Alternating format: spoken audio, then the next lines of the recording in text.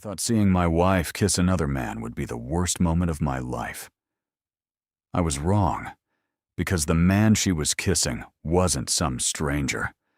I'd known him for 22 years, and by the time I discovered what they were really planning, they'd already made decisions about my life that I knew nothing about. What happened next changed everything I thought I knew about my marriage. The first time I saw my wife with another man, I was sitting in my truck across the street from a restaurant. The man waiting for her was Mark. I'd known Mark 22 years. He'd been to my house for Thanksgiving. He'd helped me rebuild my back deck. He'd stood beside me when my father died. I trusted him. Then I watched my wife walk over to his car and kiss him. I didn't get out of the truck, didn't call her, just sat there with both hands on the steering wheel, staring through the windshield. And the first thought that came into my head wasn't, "She's cheating on me." It was, "Why, Mark? My name's David. I'm 61.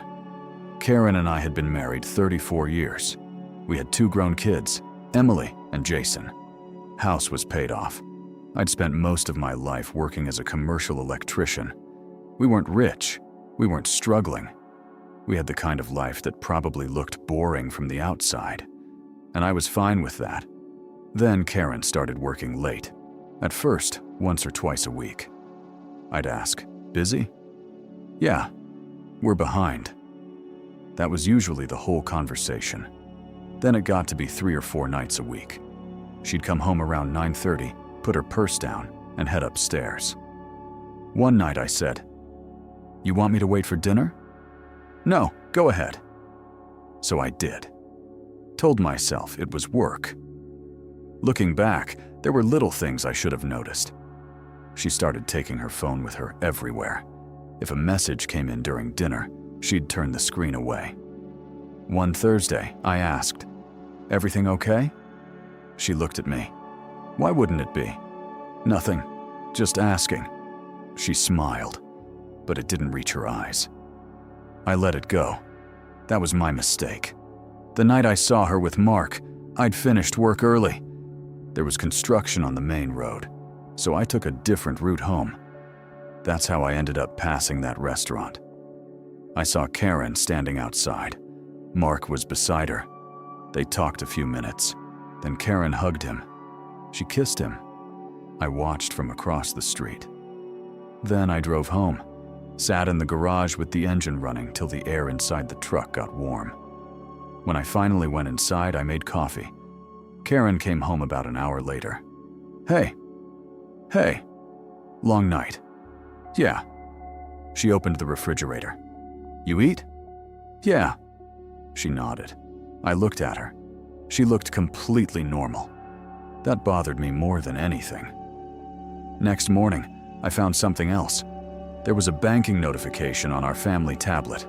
An $8,500 transfer had been kicked off from one of our savings accounts. I woke Karen. "What's this?" She looked at the screen. "Oh, what is it?" "It's for the house." "What house?" She sighed. "We need some work done." "What work?" "The plumbing. We just had the plumbing checked." She looked away. "I'll explain later." That's when I knew this wasn't only about Mark. I went downstairs and checked the account. The transfer was going to a property management company. Then I found an email confirming an appointment with a financial advisor. Then I found a rental property search. 2 bedrooms, about 40 miles from our house. I stared at the screen. Karen wasn't just having an affair. She was planning to leave. And apparently, she'd been planning it without me. I didn't confront her that day. Instead, I called the bank. Then I called an attorney. Didn't move any money. Didn't threaten anybody. Just started gathering documents, tax returns, bank statements, retirement accounts, mortgage records. I needed to know what was actually going on before I said something I couldn't take back. A few days later, Karen left for her financial appointment. I followed at a distance. Wasn't proud of that, but I needed to know. She parked outside the advisor's office. Mark was already there. They walked inside together, He was carrying a folder. I sat in my truck across the street. 40 minutes later, they came out. Mark handed Karen the folder. She put it in her purse. They said something to each other and left separately. I drove home. That evening, Karen sat across from me at the kitchen table.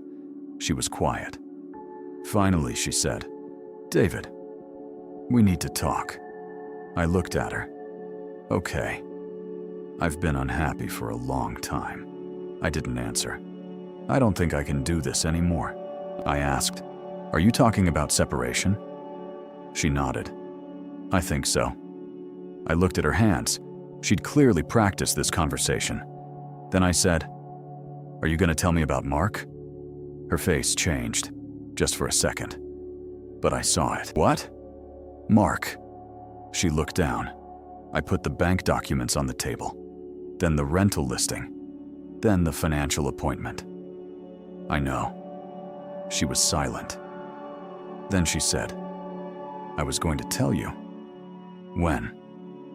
"I don't know." "After you found a place." She didn't answer.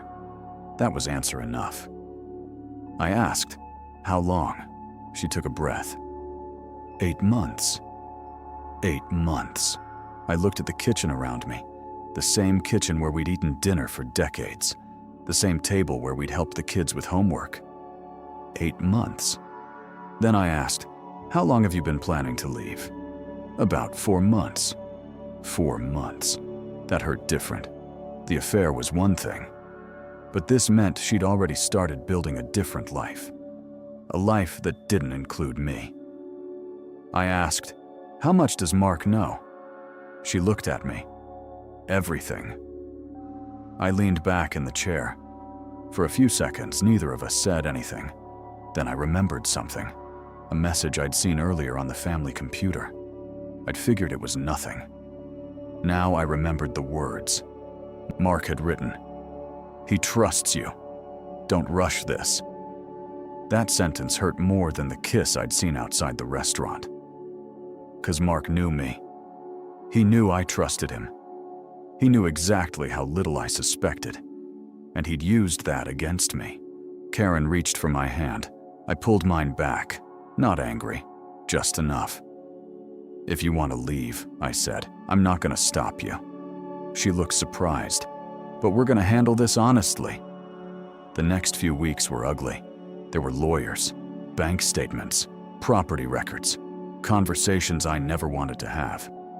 Karen moved into the rental house she'd been looking at. The $8,500 transfer became part of the financial discussion. Mark stopped answering her calls. I never asked him why. Didn't want to know. I also made one decision early. I wasn't going to use our kids against her. When Emily asked what had happened, I said, "Your mother and I are separating.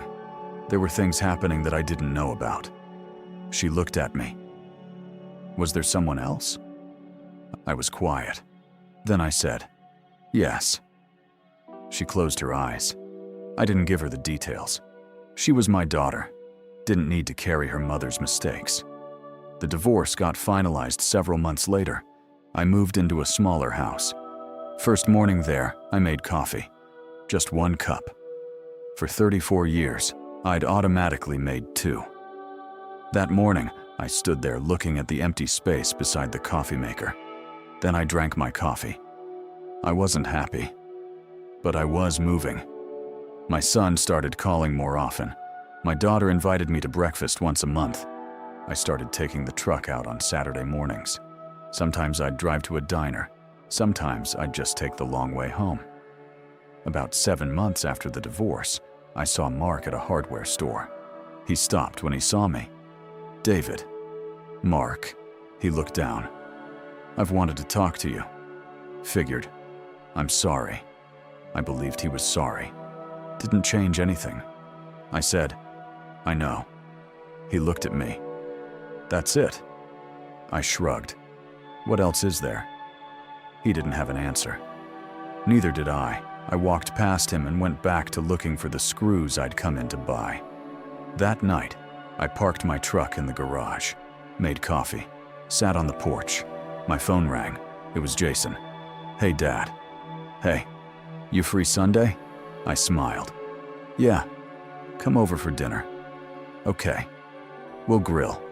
"Sounds good." We hung up. I sat there a while, thought about the night outside the restaurant.